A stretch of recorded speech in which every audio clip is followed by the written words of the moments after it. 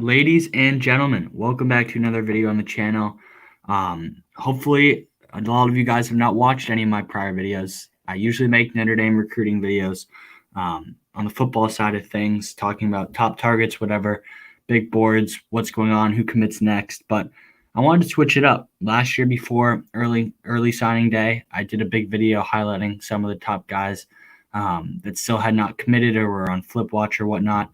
And this year I'm doing the same thing. I'm going to be talking about 10 guys that are either uncommitted or currently committed and are hearing from elsewhere and what's going on in their recruitment. So I'm going to start with the number one player in the nation, Travis Hunter, current Florida State defensive back, most specifically cornerback commit. A true athlete, though, can play wide receiver as well, plays all over the field. Very special talent. I agree with his number one consensus ranking. Committed to the Noles last year. I think he's very solid in that pledge.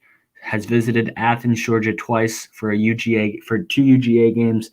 I don't think he's going to make it back, though, and I think he stays committed. So people have been speculating all over the web on where he's going to end up if he flips or whatnot. And Georgia's kind of the only school I think that has a shot at him, but I don't buy too much into that. I think he's staying with the Noles.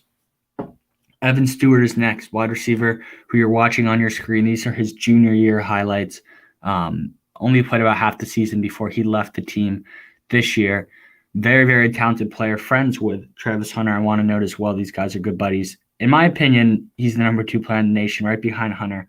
Consensusly, it's Walter Nolan, who is not on this list. Recent Texas A&M commit. I think he stays there, but Stewart is not committed. Texas A&M, and Bama seem to be the top three schools pushing for Stewart. Florida was once viewed as the leader. He was a one-time Texas commit. He decommitted earlier this spring.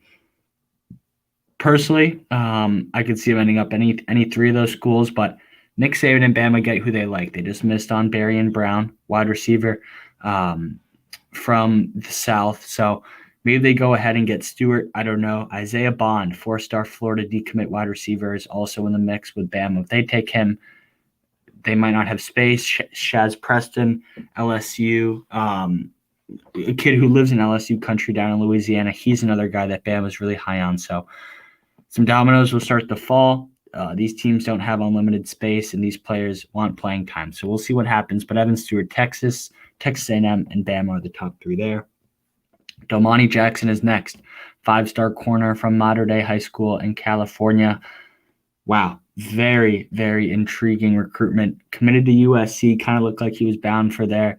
Clay Helton was fired. It doesn't look like some of his former prior coaches that he committed to will stay employed.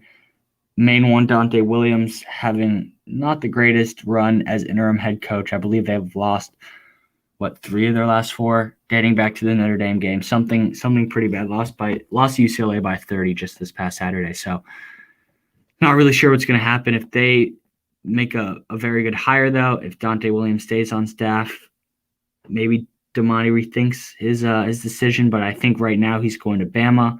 But he will be in Ann Arbor, Michigan this weekend for the Michigan-Ohio State game. His mom grew up a big Buckeyes fan. His dad grew up a big Michigan fan. So we'll see what happens, but I could see a lot of things happen in this recruitment in the next month. Walker Howard is next. LSU commit, has stayed committed throughout these last few weeks before or when Ed Orgeron was fired, but he's definitely looking at his options. Took a visit to Notre Dame, official visit for the USC game. He's looking at Ole Miss a little bit, loves Jeff Lebby, the offensive coordinator down there.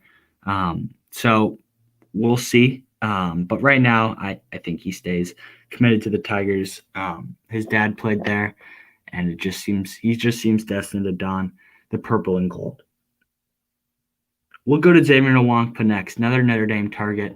I don't think the Irish are going to win this recruitment. I personally think they will come in second behind the Iowa Hawkeyes. The push to stay home, it's only about an hour and a half from where he lives. I think everything's playing in the Hawkeyes' favor. Had an unbelievable visit when they beat Penn State earlier this year. Yeah, I think that sealed the deal. I don't think this one will work out. Really, for most of his recruitment, it looked like he was destined to go to Columbus and play for Ohio State. But Yeah, I think he stays home and he ends up an Iowa Hawkeye. Next, we'll go to Zion Branch, big-time Buckeye target, USC target as well. I think he ends up in Columbus. They love him, love his film. He's going to play right away there.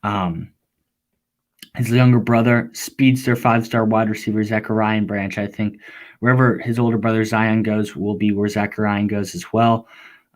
So watch out for that. But right now, I think Zion Branch and Zachariah both end up at Ohio State. We'll go to Kevin Coleman next, wide receiver from St. Louis. Florida State really grabbed a lot of momentum over the summer. And then in September as well, when he visited for the Notre Dame game.